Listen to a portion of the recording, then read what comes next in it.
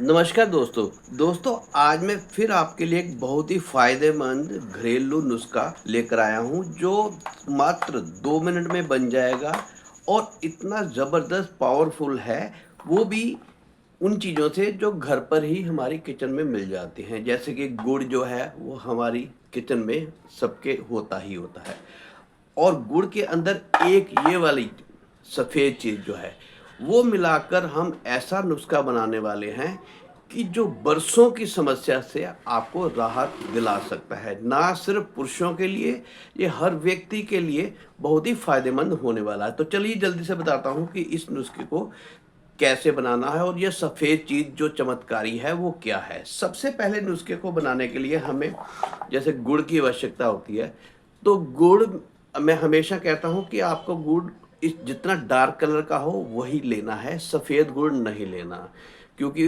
उसको बहुत ज़्यादा प्यूरीफाई किया हुआ होता है केमिकल्स वगैरह डालकर।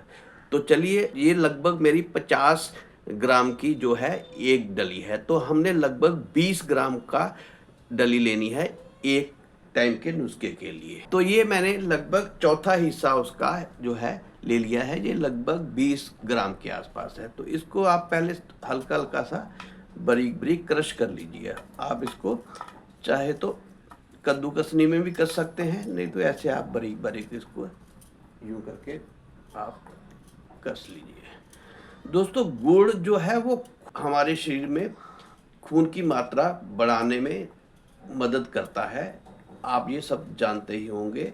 और जिनके अंदर खून की कमी होती है उनको गुड़ का सेवन जरूर करना चाहिए।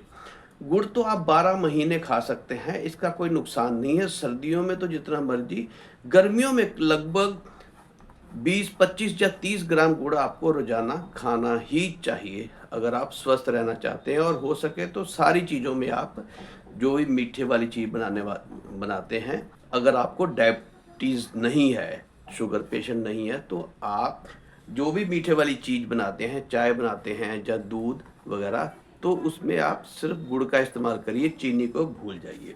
चलिए ये इसको हम एक बाउल में ट्रांसफ़र कर देते हैं। ये देखिए इस गुड़ में हम लगभग आधा गिलास पानी ऐड करेंगे और इसको अच्छी तरह से मिलाएंगे ताकि गुड़ जो है इसके अंदर अच्छी तरह से मिक्स हो जाए। ये बड़ी आसानी से हो जाएगा, आप नॉर्मल टेम्परेचर लेंगे तब भी हो जाएगा। और अगर सर्दियां हैं तो थोड़ा सा अगर गर्म कर लेंगे पानी को तो ये और जल्दी मेल्ट हो जाएगा। चलिए इसको मैं 2 मिनट में मेल्ट करके बताता हूँ कि इसके आगे हमने क्या करना है।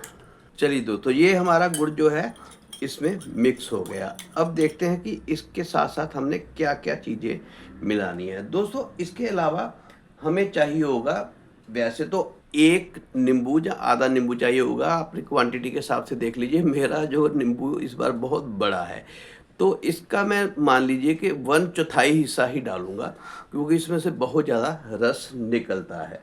तो मैं इसको काट कर इसका इसका भी आधा हिस्सा ही डालूंगा और अवॉइड करूंगा कि इसके बीज जो हैं वो ना डलें। इनके बीजों को अलग कर लेते हैं। वैसे तो नींबू बड़े छोटे साइज़ के आते हैं, इस बार मैं मंडी में गया तो नींबू बहुत बड़े साइज़ के मिले, तो इसको मैं स्क्वीज़ कर लेता हूँ। बहुत रस है इनके अंदर। आधा इसमें मैंने लगभग मिक्स कर दिया। आप छोटा नींबू होगा तो आपका एक होगा। जीरा तो सबके घर पर होता ही है, तो जीरे को आप भून लीजिएगा और उसका पाउडर कर लीजिएगा। नहीं तो सब्जी वगैरह में जीरे का पाउडर जो है हम लोग अक्सर इस्तेमाल करते ही हैं। तो ये लगभग 1/4 चम्मच जीरे का पाउडर मैं इसमें मिला देता हूँ। अब इसमें में हमने जीरा भी डाल दिया, नींबू भी डाल दिया, गुड़ भी डाल दिया, और एक चीज़ और हम डालेंगे, वो भी डाइजेशन के लिए बहुत फ़ायदेमंद होती है, वो भी सबके घर में होती है, याद रखिएगा। इसमें डालना है हमने काला नमक। आपने सफ़ेद नमक का इस्तेमाल बिल्कुल नहीं करना, काला नमक आपने डालना है। ये 1/4 चम्मच है। इसको भी हम घोल लेते हैं इसके अंदर। और अब हम जो है थोड़ा सा पानी और ऐड कर देते हैं।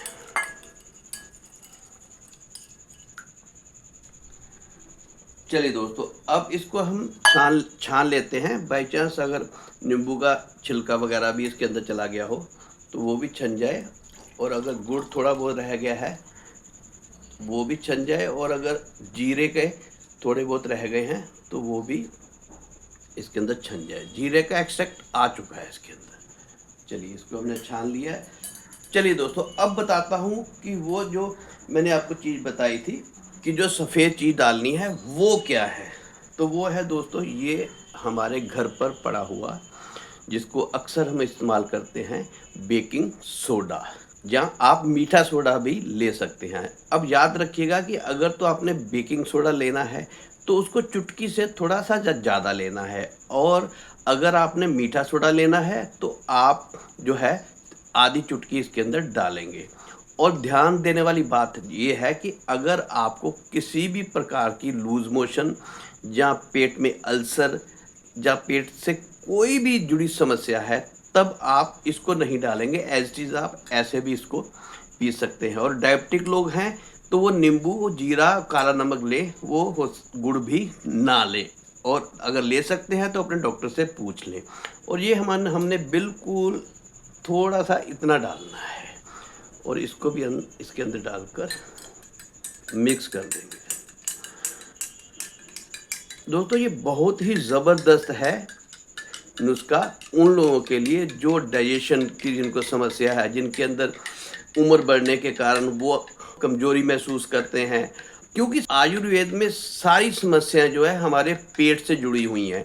और दूसरी, अगर हमारे अंदर खून की कमी होती है तो कोई भी पुरुष जो है वो अपने पार्टनर को सेटिस्फाई नहीं कर पाता। तो इस नुस्खे को पीने से एक तो आपका पेट बिल्कुल दुरुस्त हो जाएगा। इसको आपने एक दिन छोड़कर पीना है, और वो भी खाना खाने के बाद। अगर गर्मियां हो तो आप इसको बर्फ़ डालकर पिएंगे तो और भी आपको ज़्यादा मज़ा आएगा। नहीं तो सर्दियों में साधारण आप नॉर्मल टेम्परेचर पे या गर्म थोड़ा सा करके भी इसको पी सकते हैं। इसको पीने से आपके खून की कमी भी पूरी होगी, आपकी डाइजेशन, कब्ज़ से भी आपको राहत मिलेगी, और क्योंकि ये आपके पेट में जाकर आपकी इंटेस्टाइन में, बड़ी इंटेस्टाइन में गंदगी जो चिपकी हुई है उसको बाहर निकालने का काम करेगा।